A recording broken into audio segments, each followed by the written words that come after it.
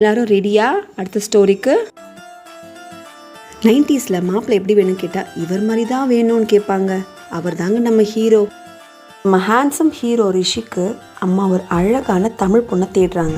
So பொண்ணு பார்க்க அம்மாவும் பையனும் பொண்ணு வீட்டுக்கு போகிறாங்க.